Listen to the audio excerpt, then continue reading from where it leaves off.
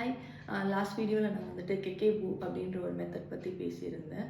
I hope like உங்கள் எல்லாத்துக்கும் அது பிடிச்சிருக்கோன்ட்டு. ஸோ நெக்ஸ்ட் நான் இப்போ வந்து அதுலேயே அந்த வீடியோலேயே நான் வந்துட்டு நெக்ஸ்ட்டு ஸ்டாக் மார்க்கெட் பற்றி பேசுகிறேன்னு சொல்லியிருந்தேன்.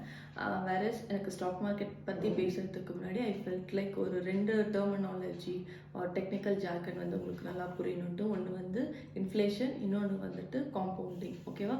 ஸோ ஃபர்ஸ்ட் வந்து இன்ஃப்ளேஷன்னா என்னன்னு சொல்லிடுறேன். இன்ஃப்ளேஷன்னா வந்துட்டு விலைவாசி, அதாவது பணவீக்கம் அப்படி சொல்லுவாங்க. விலைவாசி அதிகமாகிறது. விச் டேர்ம்ஸ் ஃபார் எக்ஸாம்பிள் சொன்னோன்னா, ஒரு set of basket of goods வந்துட்டு நீங்கள் ஒரு ஒரு ஒரு 5 பொருளை நீங்கள் வந்துட்டு ஒரு 100 ரூபாய்க்கு வாங்கியிருக்கீங்கன்னு வச்சுக்கோங்களேன். So considering the rate, inflation வந்து ஒரு 8% அப்படி சொல்கிறாங்கன்னா, அடுத்த வருஷம் அதே மந்த் ப்ராபபிளி அந்த கூட்ஸ் வந்துட்டு நீங்கள் 108 rupees கொடுத்து வாங்குற மாதிரி இருக்கும். விச் இஸ் தட் 8 rupees உங்கள் பாக்கெட்லேருந்து எடுத்து கொடுத்து வாங்குற மாதிரி வரும். நான் ஏன் இன்ஃப்ளேஷனையும் இன்வெஸ்ட்மெண்ட்டையும் நம்ம ஹேண்ட் ஆன் ஹேண்ட் பார்க்கணுன்னு சொல்கிறேன்னா, இன்னொரு எக்ஸாம்பிள் சொல்கிறேன். ஸோ இப்போ நீங்கள் வந்துட்டு ஒரு ஃபிக்ஸட் டெபாசிட்டில் வந்துட்டு 4% இன்ட்ரெஸ்ட் ரேட்டுக்கு வந்துட்டு நீங்கள் வந்து ஒரு பேங்க்கில் டெபாசிட் பண்ணியிருக்கீங்க. ஒரு எக்ஸாம்பிள், ஓகேவா?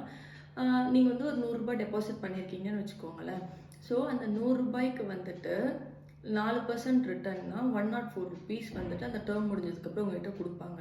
ஸோ அந்த டேர்ம் முடிச்சுட்டு உங்கள்கிட்ட கொடுக்குறப்ப இன்ஃப்ளேஷன் ரேட் வந்துட்டு 6% இருந்துச்சுன்னு வச்சுக்கோங்களேன். ஸோ உங்கள் இன்வெஸ்ட்மெண்ட் ப்ளஸ் அந்த ரிட்டர்ன் ஆன் இன்வெஸ்ட்மெண்ட், அதுதான் இன்ட்ரெஸ்ட், ஓகேவா? அது போட்டு வர்றது உங்கள் கையில் 104 இருந்தாலும் உங்களுக்கு இன்ஃப்ளேஷன் வந்து 6% இருக்குதுன்னு வச்சுக்கோங்களேன். அப்போ 106, அப்போ வந்து -2 வேல்யூ வந்து டிப்ரிஷியேட் ஆகுது. விச் மீன்ஸ் திருப்பி உங்கள் பாக்கெட்லேருந்து 2 ரூபா எடுத்து போடுற மாதிரி, which is equal to a negative return.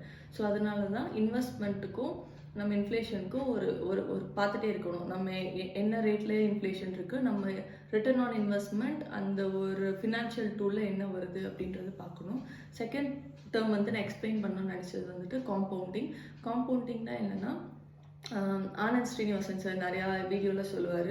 ஒரு மாம்பழத்தை வந்துட்டு நம்ம சாப்பிட்டுட்டு அந்த மாங்கொட்டையை வந்துட்டு நம்ம போட்டுட்டா அந்த மாங்கொட்டை வந்து ஒரு பெரிய மரமாகி அதுலேருந்து நிறைய மாம்பழம் வரும். ஸோ அது வந்து எக்ஸ்போனென்ஷியலாக க்ரோத் ஆகும். ஸோ இப்போ ஒரு கன்சிடரிங் த ஃபேக்ட், இப்போ நான் வந்து ஒரு எப்படி சொல்கிறது, ஒரு பாண்டுன்னு ஒரு ஃபினான்ஷியல் டூல் இருக்குது. லைக் அது எப்படி எனக்கு பர்ஃபெக்டாக சொல்கிறதுன்னு தெரியல. I try my level best. அதில் வந்துட்டு உங்களுக்கு 12% ரிட்டர்ன் வருதுன்னு வச்சுக்கோங்க.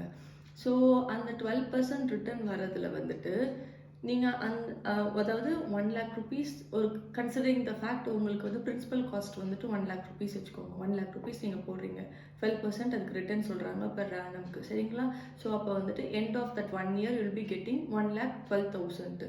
அதுக்கப்புறம் என்ன பண்ணுறீங்கன்னா, திருப்பி அந்த 12,000 rupees வந்துட்டு திருப்பி ரீஇன்வெஸ்ட் பண்ணுறீங்க, சரிங்களா? இதர் அந்த பாண்ட் மார்க்கெட்டில் ஆர் வேறு ஏதாவது ஒரு டூலில். ஸோ திருப்பி நீங்கள் ரீஇன்வெஸ்ட் ஆகிறப்ப அது வந்து காம்பவுண்ட் ஆகிட்டு இருக்கு.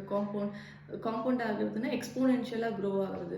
எப்படி சொல்கிறது, 2 to the square = 4 அப்படி சொல்லுவாங்களா? ஸோ எனக்கு மேக்ஸ் ரொம்ப வீக், பட் ஸ்டில் அது எக்ஸ்போனென்ஷியலாக க்ரோத் ஆகுது. ஸோ இதெல்லாம் வந்துட்டு இல்லாமல் நான் தேர்ட் ஒரு பாயிண்ட் இம்பார்ட்டண்ட்டாக சொல்கிறேன். என்னென்னா, இப்போ நீங்கள் ஒரு 1 lakh rupees போடுறீங்கன்னு வச்சுக்கோங்க. அந்த 1 lakh rupees வந்துட்டு எந்த டைமில் வந்துட்டு டபுள் ஆகும், எவ்வளோ நாளில் டபுள் ஆகும் அப்படின்ட்டு கேல்குலேட் பண்ணுறதுக்கு வந்துட்டு ஒரு ரூல் இருக்குது. அந்த ரூல் தான் வந்து ரூல் 72. ஸோ அந்த ரூல் 72 வந்துட்டு நம்ம போட்டிருக்க இன்வெஸ்ட் பண்ண காஸ்ட்டு எப்போ டபுள் ஆகும்னு சொல்லும். இன்ஃப்ளேஷன் ரேட்னால நம்ம பைசா வந்துட்டு எவ்வளோ நாளில் அதோட பையிங் கெப்பாசிட்டி பவர் வந்து கம்மியாகும் அப்படின்றதையும் அந்த ரூல் கால்குலேட் பண்ணுறதுக்கு வந்து ஈஸியாக இருக்கும். ஸோ அந்த ரூல் என்னன்றதை இப்போ நான் உங்களுக்கு எக்ஸ்பிளைன் பண்ணுறேன். அந்த நோட்டில் எழுதி வச்சுருக்கேன். இப்போ வந்து நான் ரூல் 72 வந்துட்டு எதுக்கு யூஸ் பண்ண போகிறேன்னா, நம்ம இன்வெஸ்ட்மெண்ட்டோட டபுளிங் டைமை வந்து கண்டுபிடிக்கிறது. டபுளிங் டைம்னா கன்சிடரிங் த ஃபேக்ட், இப்போ நான் ஒரு 1 lakh rupees போடுறேன்னு வச்சுக்கோங்க. அந்த 1 lakh வந்து எப்போ 2 lakh rupees ஆகும் அப்படின்ற டைம் பீரியடை வந்து இந்த ரூல் வந்து நமக்கு கண்டுபிடிச்சி சொல்ல போகுது. ஸோ அந்த ரூல் என்னென்னா வந்துட்டு 72 divided by rate of interest, நம்மளுக்கு எவ்வளோ ரிட்டர்ன்ஸ் வருது அப்படின்றத வச்சு நீங்கள் கால்குலேட் பண்ணிங்கன்னா எவ்வளோ இயர்ஸில் டபுள் ஆகும் அப்படின்றத வந்து இந்த ரூல் சொல்லிடும். ஸோ ஒரு எக்ஸாம்பிள் நான் எடுத்து வச்சுருக்கேன். இது என்னென்னா 72 டிவைடட் பை என்னோட சும்மா ஒரு ஃபேக்ட்டுக்கு வந்து நான் 2% ரிட்டர்ன் ரேட் ஆஃப் இன்ட்ரெஸ்ட்டுன்னு வச்சுக்கோங்க. அதோட ரிட்டர்ன் சொல்லியிருக்காங்கன்னா, அப்போ 36 இயர்ஸில் வந்துட்டு நான் போட்ட மணி வந்து டபுள் ஆகும். கன்சிடரிங் த ஃபேக்ட், இப்போ ஒரு 1000 ரூபா போட்டேன்னா 2000 ரூபா ஆகிறதுக்கு 36 வருஷம் ஆகும். ஸோ இப்போ நான் ரியல் டைம் எக்ஸாம்பிள் சொல்கிறேன். நான் ஸோ ஃபிக்ஸட் டெபாசிட்டில் வந்துட்டு நிறைய பேங்க்கில் 4% கொடுக்குறாங்க, நிறைய பேங்க்கில் 5% கொடுக்குறாங்க. ஸோ இப்போ 4% கொடுக்குறாங்கன்னு வச்சுக்கோங்க. ஸோ 72 டிவைடட் பை 4னா 18 இயர்ஸ், விச் மீன்ஸ் நீங்கள் போடுற 1 lakh rupees வந்து 2 lakh rupees ஆகிறதுக்கு வந்துட்டு 18 இயர்ஸ் ஆகும். இப்போ 5% இன்ட்ரெஸ்ட்னு வச்சுக்கோங்க, நீங்கள் போட்டிருக்க 1 lakh rupees வந்து 2 lakh rupees ஆகிறதுக்கு வந்துட்டு 14.4 இயர்ஸ் ஆகும். ஸோ நான் கூகுள் பண்ணுறச்ச வந்துட்டு பிஎஃபோட இன்ட்ரெஸ்ட் ரேட் வந்து 8.55 அப்படின்னு போட்டிருக்கு. ஸோ பிஎஃப் வந்து இப்போ ஒரு 1 lakh rupees இருக்குன்னு வச்சுக்கோங்க, அது வந்து 2 lakh rupees ஆகிறதுக்கிட்ட இட் வில் டேக் 8.4 இயர்ஸ் ஆகும்.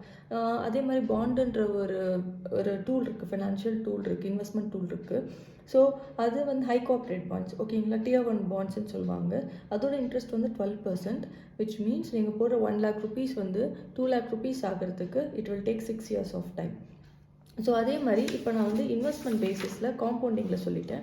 வேறு இன்ஃப்ளேஷனும் நான் சொல்லணும்னு சொன்னேன்ல, லைக் ஏன்னா இன்வெஸ்ட்மெண்ட்டும் இன்ஃப்ளேஷனும் நம்ம பார்த்துட்டு தான் நம்ம எந்த இதில் வந்து இன்வெஸ்ட் பண்ணோம் அப்படின்றத வந்து பார்க்கணும். ஸோ அது என்னென்னா, அந்த மணியோட வேல்யூ வந்து கம்மியாகிறதுக்கு எவ்வளோ நாள் அப்படின்றத கேல்குலேட் பண்ணுறதுக்கு. ஸோ நான் கூகுள் பண்ணி பார்த்தச்ச வந்துட்டு இன்ஃப்ளேஷன் ரேட் வந்துட்டு 6.22 as on 2021. Whereas the wholesale இன்ஃப்ளேஷனே வந்துட்டு ஹோல்சேல் மார்க்கெட்லேயே வந்து 12% போட்டிருக்கு. பட் ஜஸ்ட் பிகாஸ் ஆன் ரெக்கார்ட்ஸில் இது இருக்கிறதுனால நான் அந்த ரேட் போடுறேன். ஸோ அது போட்டோன்னே என்ன ஆகுனா, நீங்கள் உங்களோட பர்ச்சேசிங் பவர் வந்துட்டு இப்போ நீங்கள் வச்சுருக்க மணி, இப்போ நீங்கள் ஸ்பெண்ட் பண்ணுற மணியை அந்த ரேஞ்சை வந்துட்டு 10.8 இயர்ஸில் வந்துட்டு அது பாதியாக குறைஞ்சிரும் அப்படின்றத இந்த ஃபார்முலா ரூல் சொல்லுது. ஸோ அதே மாதிரி இப்போ போட்டுக்கோங்க, ஹோல்சேல் இன்ஃப்ளேஷனே வந்து 12%. ஸோ இருக்கிறதுலே ஜென்ரலாகவே நம்ம யோசிச்சோன்னா ஹோல்சேல் ரீட்டெயிலை விட ஹோல்சேல் வந்து கம்மியாக இருக்கும். ஹோல்சேல்னால் பல்காக விற்கிறது, ரீட்டெயில்னால் நம்ம போய் கொஞ்சம் கொஞ்சமாக வாங்குறது. ஸோ இப்போ ஷாப்ஸ்லலாம் வந்துட்டு ஹோல்சேலில் வாங்கிட்டு வந்துட்டு ரீட்டெயிலில் விற்பாங்க, ஓகேங்களா. ஸோ அந்த மாதிரி நீங்கள் இன்ஃப்ளேஷன் ரேட்டும் போட்டுட்டு நீங்கள் வந்துட்டு எந்த டூலில் நம்ம இன்வெஸ்ட் பண்ணால் நம்மளுக்கு ரிட்டர்ன்ஸ் வரும் considering the fact of inflation அப்படின்னு பார்த்துடணும். ஸோ நான் முன்னாடி சொன்ன மாதிரி இன்ஃப்ளேஷனோட டெக்னிக்கல் டெஃபினேஷன் அப்படின்ற பார்த்து என்ன இருக்குன்னா, increase in price and fall in purchasing value of the money அப்படின்னு போட்டிருக்கு. ஸோ அதே மாதிரி டீஃப்ளேஷன், ஸ்டாக்ஃப்ளேஷன்ற 2 கான்செப்ட் இருக்குது. ஸோ இந்த 2 கான்செப்ட் என்னன்றதை வந்துட்டு நீங்கள் எனக்கு கமெண்ட்ஸில் சொல்லுங்கள், ஆர் இன்ஸ்டாகிராம் டிஎம்மில் சொல்லுங்கள். So that will see like எவ்வளோ பேர் நீங்கள் எங்கேஜிங் அந்த வீடியோ பார்க்குறீங்கன்ட்டு. நான் நெக்ஸ்ட் வீடியோவில் டீஃப்ளேஷன்னா என்ன, ஸ்டாக்ஃப்ளேஷன்னா என்னன்னு நான் எக்ஸ்பிளைன் பண்ணுறேன் ஃபர்தராக. ஸோ இந்த வீடியோ அவ்வளோதான். ஏதாவது டவுட்ஸ் இருந்தால் எனக்கு கமெண்ட்ஸில் போஸ்ட் பண்ணுங்கள். Until then bye, take care.